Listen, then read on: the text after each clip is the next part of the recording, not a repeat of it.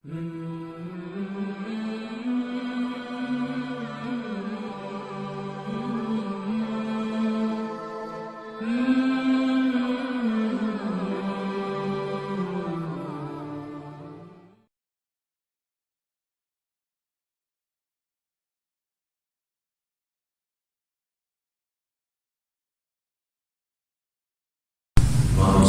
على سيدنا ونبينا ورسولنا محمد وعلى آله وأصحابه أجمعين. أما بعد، فأعوذ بالله من الشيطان الرجيم. بسم الله الرحمن الرحيم. ثاني اثنين إذ هما في الغار صدق الله العظيم وصدق رسوله النبي الكريم. إن الله وملائكته يصلون على النبي يا أيها الذين آمنوا صلوا عليه وسلموا تسليما. الصلاة والسلام عليك يا سيدي يا رسول الله وعلى آلك وأصحابك يا حبيب الله. مولاي صل وسلم دائما أبدا على حبيبك خير الخلق كلهم والحبيب الذي يرجع شفاعته لكل هول من الأهوال المقتحمين. مولاي صل وسلم دائما أبدا على حبيبك خير الخلق كلهم. ثم الرضا عن أبي بكر وعن عمر وعن علي وعن عثمان ذي الكرم. مولاي صل وسلم دائما أبدا على حبيبك خير الخلق كلهم. يا رب بالمصطفى بلغ مقاصدنا واغفر لنا ما مضى يا واسع الكرم. مولاي صل وسلم دائما أبدا على حبيبك خير الخلق كلهم. بلغ العلا بكماله كشف الدجى بجماله حسنت جميع خصاله. صلوا عليه وآله وسلموا تسليما كثيرا كثيرا. صلى الله تعالى على حبيبه سيدنا ومولانا محمد صلى الله تعالى عليه وسلم. اللہ رب العزت کی حمد و ثنا اور رسول پاک علیہ السلام کی بارگاہ ناز میں ہدیہ درود و سلام عرض کرنے کے بعد رب العزت کی بارگاہ بے نیاز میں عاجزانہ انکسارانہ التجا و استدعا ہے کہ رب کائنات ہم سب کا مل بیٹھنا اپنی بارگاہ میں قبول فرمائے.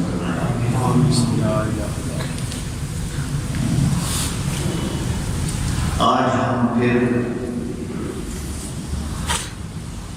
خلیفہ بلا فصل جانشین مصطفیٰ امیر المؤمنین خلیفۃ الرسول حضرت سیدنا صدیق اکبر رضی اللہ تعالی عنہ کے ذکر پاک سے برکت حاصل کرتے ہیں. احادیث پاک کی روشنی میں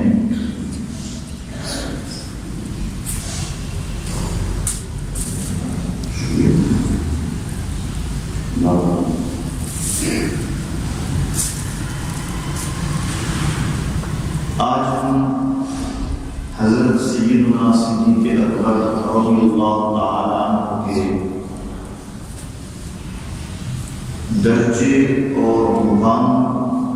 کی بات کریں گے حدیث مبارکہ کی روشنی میں.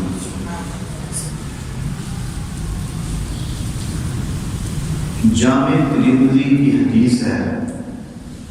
اور صحیح بخاری اور سنن ابن ماجہ اس میں حدیث آقا علیہ السلام نے ارشاد فرمایا، جس کو روایت کرنے والے حضرت سیدنا ابو سعید خدری رضی اللہ تعالی عنہ ہیں، فرماتے ہیں کہ قال رسول اللہ صلی اللہ علیہ وسلم، آقا علیہ السلام نے ارشاد فرمایا، ان اہل الدرجات العلا لیراہم من تحتہم کما ترون النجم الطالع فی افق السماء۔ آقا علیہ السلام نے ارشاد فرمایا کہ جنت میں اونچے درجے والے لوگ ہیں، جن کا بلند درجہ ہوگا جنت میں، ان اونچے درجے والوں کو جنت میں نچلے درجے والے، جن کا درجہ ان سے نیچے ہوگا، ان اوپر والوں کو نچلے درجے والے لوگ ایسے دیکھیں گے جس طرح تم زمین پر کھڑے ہو کے آسمان کے ستارے دیکھتے ہو۔ کچھ یعنی جنت میں اتنا درجہ بندی کا فرق ہے کہ کچھ لوگ جنت میں ایسے اونچے ہوں گے کہ جنتی جو نچلے درجے کے جنتی ہیں، اور جنت کا نچلا درجہ وہ اتنا اونچا ہے کہ ساری دنیا و ما فیہا اس کی ایک نعمت کا بدل بھی نہیں بن سکتی۔ نچلا درجہ اتنا اونچا ہے کہ دنیا اس نچلے درجے کی گرد کو نہیں پا سکتی، لیکن وہ نچلے درجے والے لوگ اوپر والوں کو ایسے دیکھیں گے جیسے آقا نے فرمایا، تم زمین پر کھڑے ہو کر آسمان کے افق میں طلوع ہونے والے ستارے کو دیکھتے ہو، اور دیکھنے میں کوئی دقت، کوئی تکلیف کہ فلاں دیکھ رہا ہے تو میں کیسے دیکھوں، فلاں شخص دیکھ رہا ہے تو بھیڑ ہے کیسے دیکھوں، جس طرح ایک اتنا اونچے طلوع ہونے والے ستارے کو دیکھنے میں کوئی دقت نہیں ہوتی، ہر شخص برابر کی سہولت کے ساتھ دیکھتا ہے، تو نچلے درجے والے اوپر والوں کو ایسے دیکھیں گے جیسے تم زمین پر کھڑے ہو کے آسمان کے ستاروں کو دیکھتے ہو۔ اور آپ نے فرمایا وَأَبُو بَكْرٍ وَعُمَرُ مِنْهُمْ أَنْعَمَا، آپ نے فرمایا وہ جو اونچے درجے والے ستارے ہیں جنت میں، وہ جو اونچے درجے والے ستارے ہیں، فرمایا ان اونچے درجے والے لوگوں میں سے میرا ابو بکر اور عمر بھی ان چمکتے ہوئے ستاروں میں سے دو ستارے ہیں۔ ان چمکتے ہوئے ستاروں میں سے جو جنت میں چمک رہے ہیں سب سے اونچے،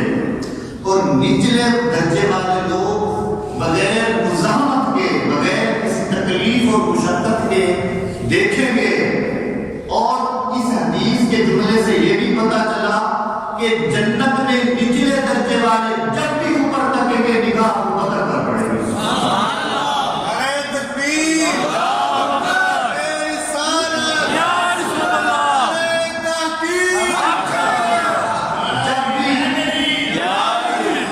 جب بھی نچلے درجے والے جنتی لوگ جب بھی نگاہ اٹھا کے دیکھیں گے، ان کی بغیر مشقت کے اگر کسی کے چہرے پر نگاہ پڑے گی تو عمر فاروق کے چہرے پر۔ اور آپ نے فرمایا انعما، ستارے تو سارے چمکدار ہوں گے، جنت میں اونچے درجے والے سارے چمکدار ہوں گے، سارے حسین ہوں گے، سارے خوبصورت ہوں گے، فرمایا سارے ستاروں میں سب سے زیادہ چمکدار یہ دو ستارے ابو بکر اور عمر ہوں گے، یہ دو ستارے ہوں گے۔ یہ مقام ہے صدیق اکبر کا کہ جنت میں بھی بسم اللہ کہتا ہوں کہ وہ جس طرح جنت میں سب سے زیادہ چمکتا ہوا ستارہ ابو بکر ہے، تو اسی طرح میں کہتا ہوں پوری امت مصطفیٰ میں ہدایت کا چمکتا ہوا ستارہ بھی ابو بکر ہے۔ علم میں، فضل میں، تقوی میں، طہارت میں، سخاوت میں، شجاعت میں، بہادری میں،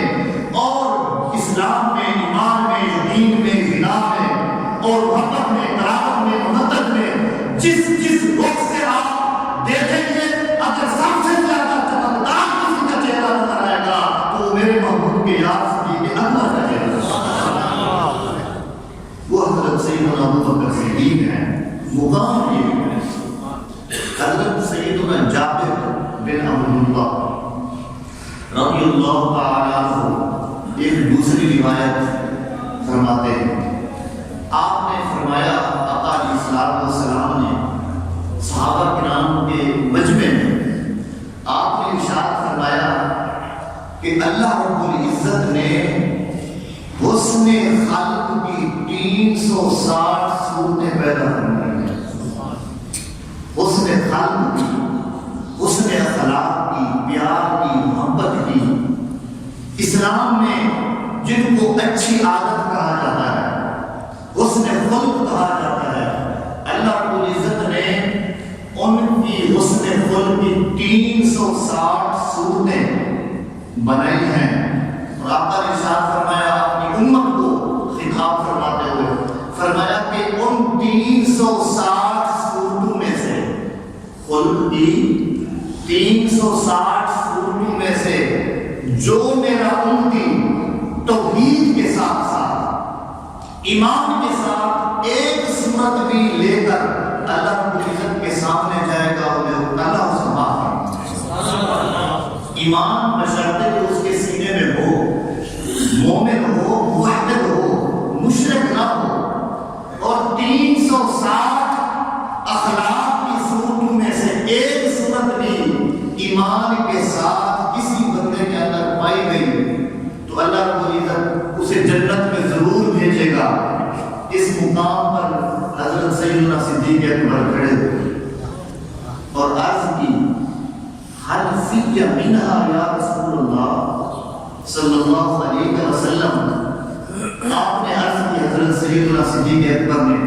عرض کی یا رسول اللہ صلی اللہ علیہ وسلم، وہ جو 360 صورتیں ہیں خلق کی، جس بندے میں ایک پائی جائے گی توحید کے ساتھ، وہ ضرور میں ضرور اللہ رب العزت اس کو جنت میں بھیجے گا۔ حل فیہ منہا یا رسول اللہ، کیا کوئی ان 300 صورتوں میں سے کوئی ایک صورت آپ کے اس بوڑھے غلام میں بھی پائی جاتی ہے؟ آپ کی اس نوکر خادم میں بھی ایک صورت، ان 360 صورتیں ہیں، کوئی میرے اندر بھی پائی جاتی ہے؟ آپ نے فرمایا یا ابا بکر کلہم فیک یا ابا بکر، کہ ابو بکر وہ 360 صورتوں میں سے ایک نہیں، دو نہیں، 3 نہیں، 8 نہیں، 100 نہیں، فرمایا ابو بکر تیرے اندر 360 کی ذات اللہ کو نے جمع کر دی۔ 360 صورتیں تیرے اندر جمع ہیں، یعنی تیرا وجود ایسا ہے ابو بکر کہ سراپا نیکیوں کا نام ہے۔ 360 صورتیں حسن خلق کی اگر اس کے نام میں کسی کے اندر پائی جاتی تھی تو وہ یاد غار کے اندر پائی جاتی تھی، صدیق اکبر کے اندر پائی جاتی تھی۔ تو پھر کیا مقام ہوگا اگر ایک پائی ہے توحید کے ساتھ، وہ تو ضرور جنت میں جائے، اور جس کے اندر 360 کی ساتھ پائی جائے وہ تو جنت میں جائے۔ وہ جنت تو جب دروازہ کھلے گا میدان حشر ہوگا، لیکن وہ 360 صورتوں والا جس کے اندر اخلاق حسنہ کی ساری صورتیں پائی جاتی ہیں، ایک والا تو میدان حشر حساب و کتاب کے بعد جائے گا۔ اللہ رب العزت نے فرمایا میرے یار کے اندر 360 صورتیں پائی جاتی ہیں، اس کو جنت میں نہیں بھیجتے، آپ ان کی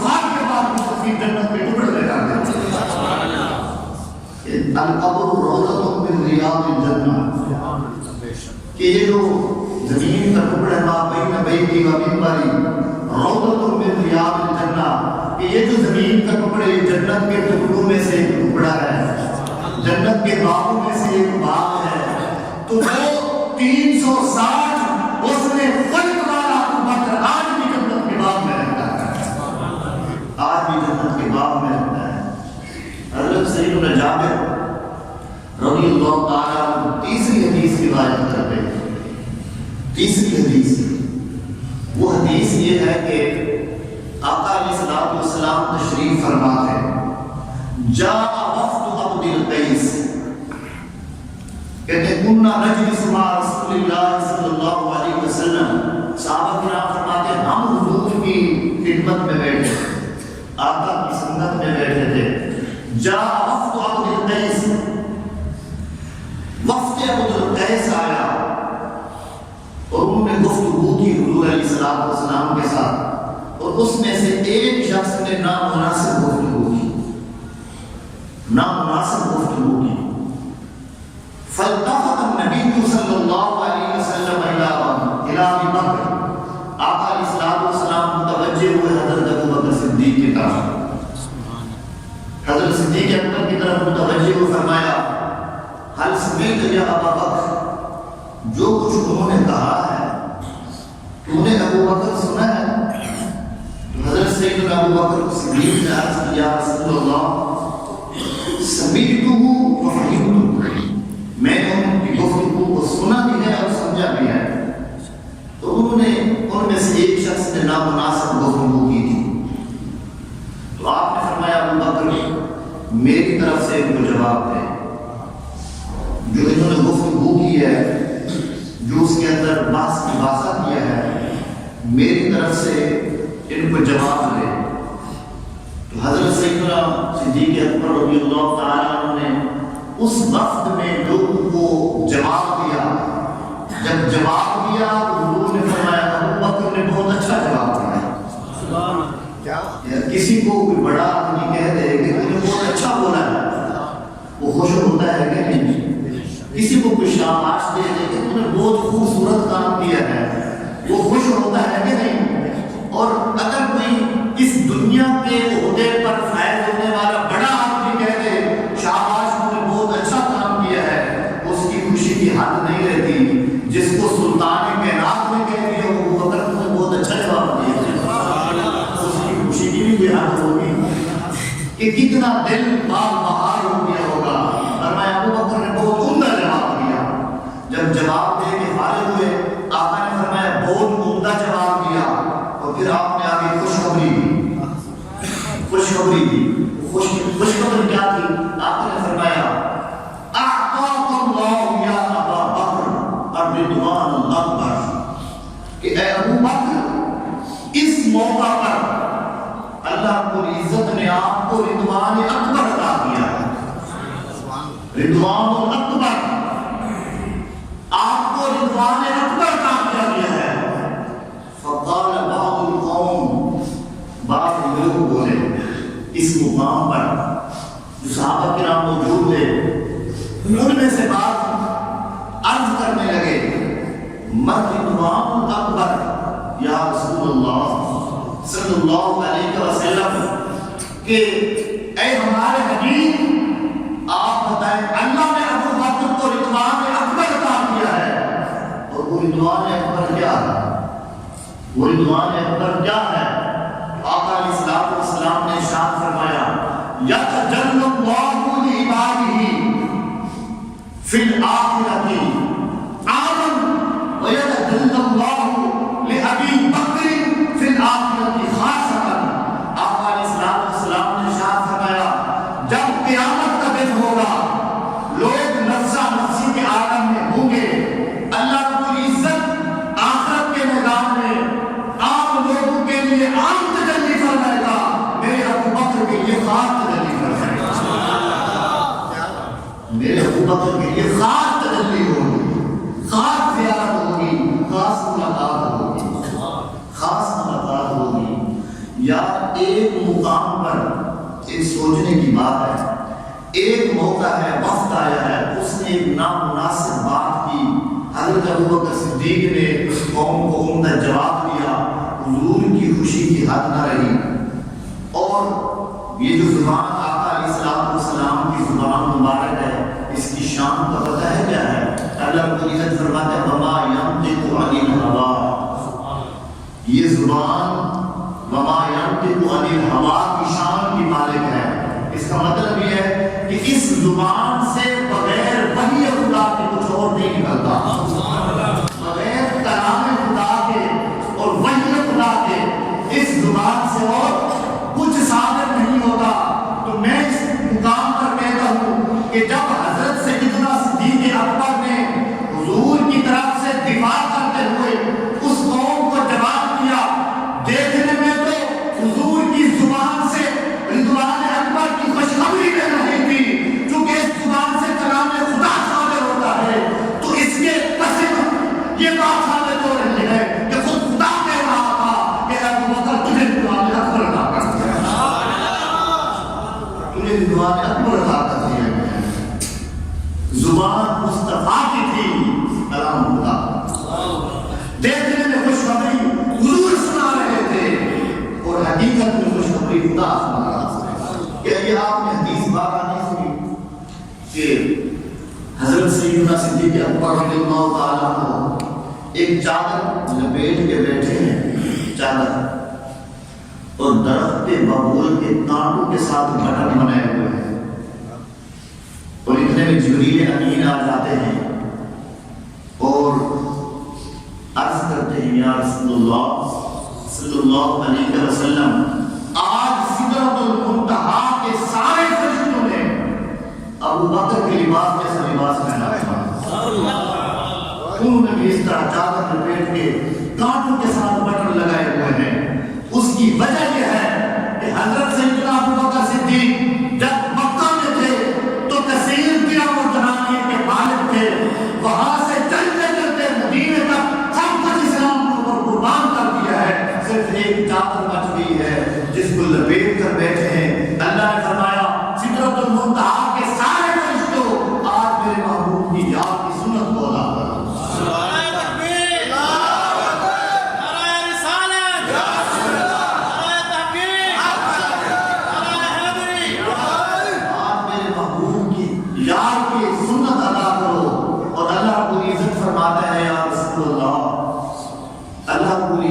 آپ کی یاد ابو بکر کو سلام کہتا ہے. السلام علیکم یا ابا بکر، اللہ تجھے سلام کہتا ہے. اور اللہ کو عزت فرماتا ہے کہ میرے پیارے حبیب اپنی اس یاد سے پوچھو کیا تم اپنے رب پر راضی ہو؟ اس حال میں انت راض عن ربی، کیا تم اس حال میں اپنے رب سے راضی ہو؟ رب پوچھ رہا ہے اپنے بندے سے. کوئی عام انسان، کوئی فرشتہ نہیں پوچھ رہا، کوئی بندہ انسان نہیں پوچھ رہا، خود حضور نہیں پوچھ رہے کہ کیا تو مجھ سے راضی ہے یا رب سے راضی ہے. خود حضور نہیں پوچھ رہے، خود رب کائنات پوچھ رہا ہے. حضور آپ اس سے پوچھیں کہ یہ اپنے رب سے راضی ہے اس حال میں سب کچھ لٹا کر جھاڑو دیتے تو آیا ہے اور ایک چادر بچا کے بیٹھا ہے، پوچھو کہ یہ اپنے رب پر راضی ہے کہ نہیں. جب رب کی طرف سے ہر بندہ راتوں کو اٹھتے ہیں رب کی رضا کے لیے، بڑے بڑے محدث اٹھے رب کی رضا کے لیے، مجدد اٹھے رب کی رضا کے لیے، مفسر اٹھے، نوجوان اٹھے، نوجوان اٹھے، اولیاء اٹھے، اوتاد اٹھے، اوتاد اٹھے. عائشہ سے کہتا ہے کہ رب راضی ہو، اور تلاش میں رہتے ہیں کہ کہیں سے کوئی ندا آ جائے کہ بندے میں تجھ سے راضی ہو گیا ہوں. لیکن ابو بکر ایسی ذات ہے، خود رب پوچھ رہا ہے ابو بکر مجھ رب سے راضی ہے کہ نہیں، مجھ رب سے راضی ہے کہ نہیں. تو جب رب پوچھے اور بندہ جو اتنا جتن کر کے اللہ کو بنانے کی تلاش میں ہو، اس ابو بکر کو بھی کچھ خوشی ہوئی ہو کہ رب پوچھ رہا ہے. پھر حضرت ابو بکر صدیق سے جھوم گئے، فرمایا انا راض عن ربی، انا راض عن ربی، انا راض عن ربی، میں اپنے رب سے راضی، میں اپنے رب سے راضی، میں اپنے رب سے. رب پوچھتا ہے رضا ابو بکر. اچھا میں جو حدیث سنا رہا ہوں کہ اللہ کی عزت نے فرمایا رضوان اکبر اللہ نے اپنے آپ کو عطا کیا ہے، اور وہ کیا ہے کہ خاص تجلی ہوگی میدان حشر میں ابو یہ تو ایک کام کیا ہے کہ ایک مجلس میں صرف حضور کا دفاع کیا ہے، جواب دیا ہے۔ آپ نے فرمایا ابو بکر میری طرف سے جواب دو۔ اگر ایک کام پر صرف زبان سے کلام کیا ہے اور دفاع کیا ہے، اگر اس ایک کام پر رضوان اکبر عطا کیا گیا ہے، تو پھر شب ہجرت جو 3 راتیں سال سے اپنے آپ کو کٹواتے رہے اور آنسو بہاتے رہے اور حضور کی ذات پر ناموس پر پہلا دیتے رہے، اگر ایک کام پر رضوان اکبر عطا کیا جاتا ہے تو شب ہجرت غائب سور میں جو ابو بکر نے حضور پر پہلا کیا ہے اس پر کتنے رضوان اکبر عطا کیا ہے۔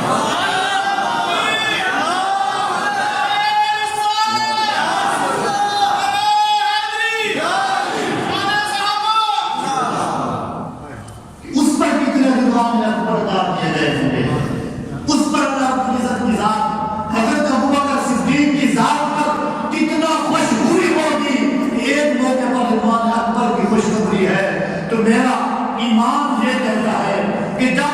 حضرت سیدنا صدیق اکبر یہ 500 فٹ کی بلندی پر غار ثور کے اس دہانے پر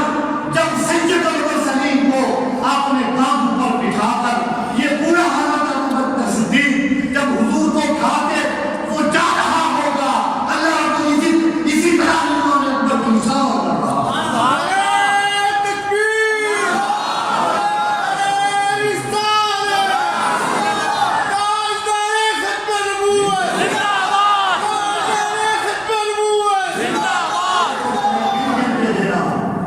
ایک ہوتا ہے گن گن کے دینا کہ 1 2 3 4 5 تجھے اتنے درجے عطا کیے، لیکن جب ایک موقع پر رضوان اکبر خاص تجلی جیسی نعمت عطا فرما دی، جب شب ہجرت حضرت ابو بکر صدیق اپنے پاؤں میں کانٹے کو برداشت کرتے ہیں، حضور پر گرم دھوپ بھی برداشت نہیں کرتے، اس مقام پر اللہ نے کیسے نشاور کر دی ہوئی ہے۔ یہ مقام صدیق اکبر ہے۔ اور ثانی اسمعین اذہما فی الغار کہ وہ 2 میں سے دوسرے تھے، 2 میں سے فانزل اللہ علیہ السکینہ، اللہ نے پر سکینہ اتارا، سکینہ اتارا، سکون اتارا۔ وہ سکینہ ایک ایسا لفظ ہے جو اللہ رب العزت کی رضامندی کی ساری جہات کو شامل ہے، ساری جو اللہ رب العزت کی رضامندی کا گلدستہ ہے اس پر لفظ سکینہ بولا جاتا ہے۔ اللہ رب العزت کے رحمت کے جتنے پھول تھے اللہ نے ابو بکر پر اتار دیے،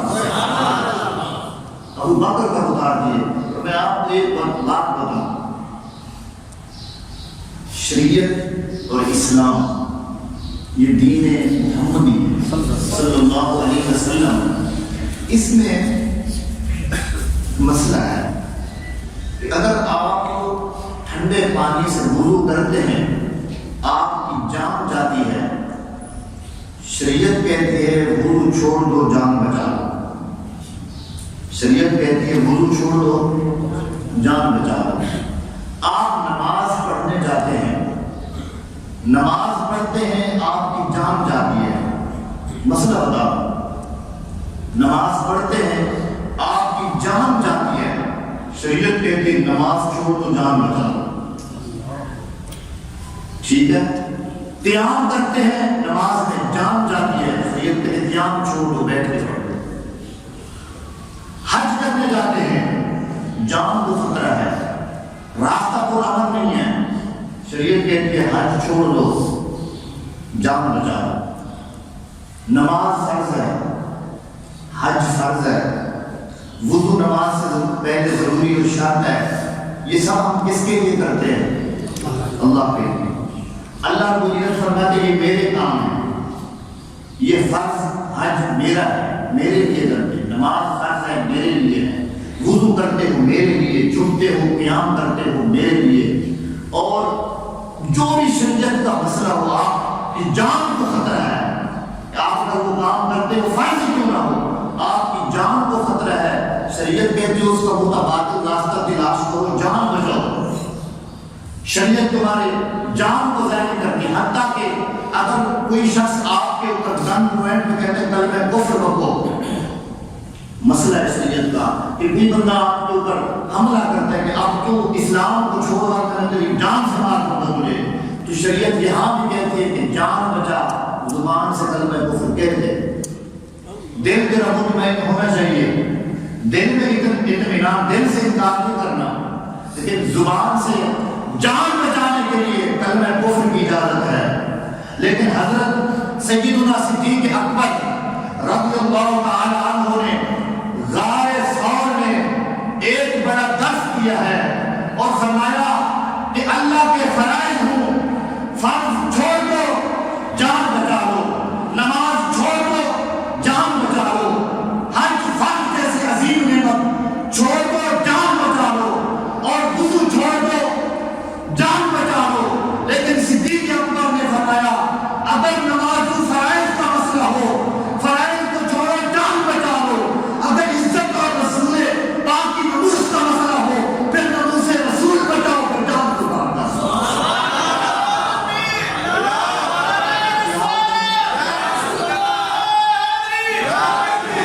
آپ سمجھ نہیں آئی کہ فرائض جیسی بات ہو، فرائض کو چھوڑو جان بچاؤ، اور حرمت رسول کی بات آئے تو پھر حرمت رسول کو بچاؤ، جان قربان کرو، جان قربان کرو۔ یہ درس دیا حضرت ابوبکر صدیق نے کہ جان جاتی ہے تو جائے، مال جاتا ہے تو جائے، سانپ کاٹتے ہیں تو کاٹے، اور دشمن ننگی تلواریں لے کر پیچھا کرتے ہیں تو آئے، اور چاروں طرف سے مصائب گھیرا کرتے ہیں تو کرے۔ ابوبکر نے یہ درس دیا، میری اولاد بھی حضور پر قربان، میرا مال بھی حضور پر قربان، میرا تن من دھن سب حضور پر قربان۔ ابوبکر کہتا ہے میں چاہتا ہوں میرا ساتھ چلا جائے، میرے محبوب کی عزت بچ جائے، میرے محبوب کی عزت بچ جائے۔ وہ سب سے پہرے دار بھی ہیں ناموس رسالت کے، تو سب سے بڑے پہرے دار بھی ہیں ناموس رسالت کے، سب سے پہردار بھی ہیں حضور صدیق اکبر حضور کے۔ اور راستے میں آپ نے نہیں دیکھا کہ جب حضرت صدیق اکبر رضی اللہ تعالیٰ عنہ غار ثور پہ چڑھ رہے تھے تو حضور علیہ السلام کو اپنے کانوں پہ بٹھایا ہوا ہے، اور آپ کی ایڑیاں مبارک حضرت ابوبکر صدیق کے سینے سے لگ رہی ہیں، اور حضرت ابوبکر صدیق چڑھتے چڑھتے کبھی ادھر جاتے ہیں کبھی ادھر جاتے ہیں، کبھی ادھر جاتے ہیں کبھی ادھر جاتے ہیں۔ آپ نے فرمایا ابوبکر یہاں سے سیدھا راستہ ہے، ادھر ادھر کیا جاتے ہو، کیوں جاتے ہو؟ حضرت ابوبکر صدیق نے عرض کی یا رسول اللہ صلی اللہ علیہ وسلم فداک ابی و امی انت یا حبیب اللہ، میرے ماں باپ آپ پر قربان ہوں، جب سے آپ کو کاندھے پر اٹھایا ہے اس غار ثور کی طرف جانے والے راستے میں جتنے پتھر پڑے ہیں ہر پتھر مجھے آواز دیتا ہے ابوبکر ایک قدم میرے اوپر بھی رکھتا جائے۔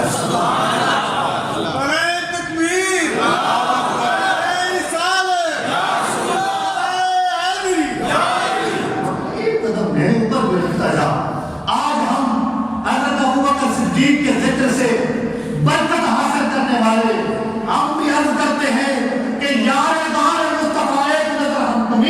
نہیں کرتے جاؤ، ہمارے اوپر یہ ایک نظر کرتے جاؤ۔ اور آپ نے دیکھا کہ جب آپ جا رہے تھے راستے میں کبھی حضرت ابوبکر صدیق دائیں ہو جاتے ہیں،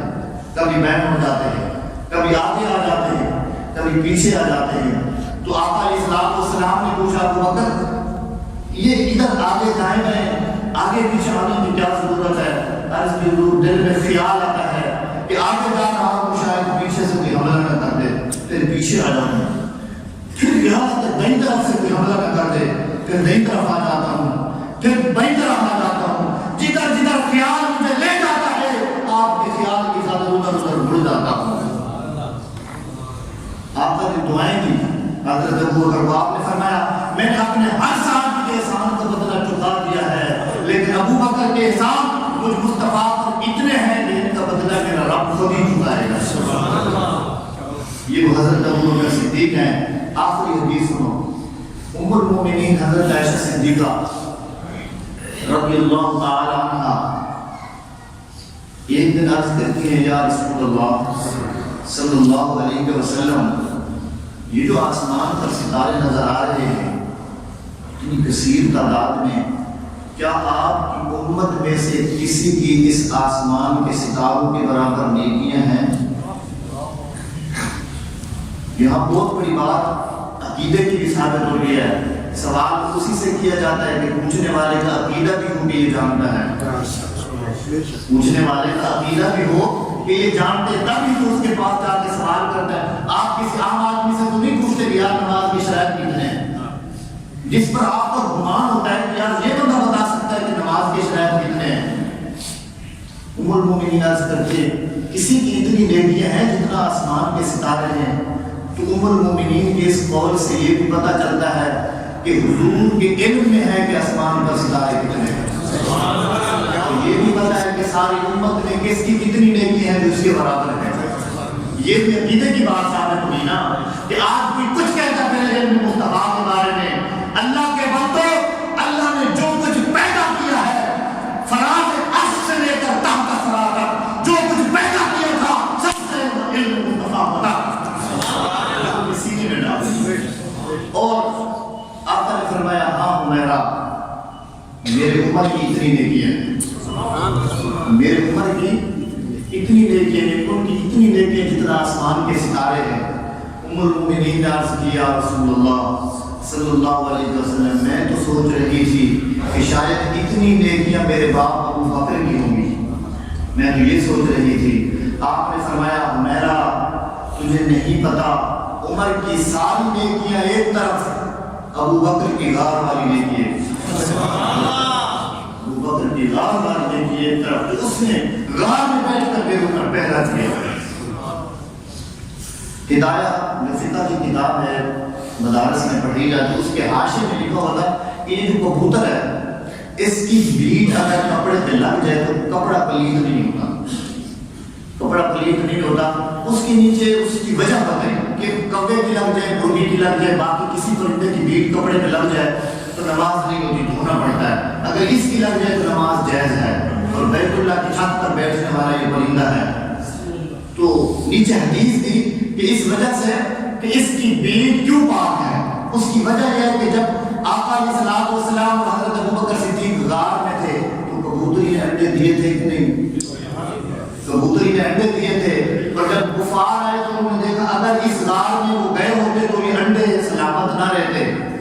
انڈے ٹوٹ جاتے، تو کبوتری نے انڈے دیے، مکڑی نے جالا تنا، تو وہ اس کو دیکھ کر واپس پلٹ گئے کہ اندر کوئی نہیں ہے۔ اللہ رب العزت نے فرمایا اے کبوتر کی نسل تو نے ذات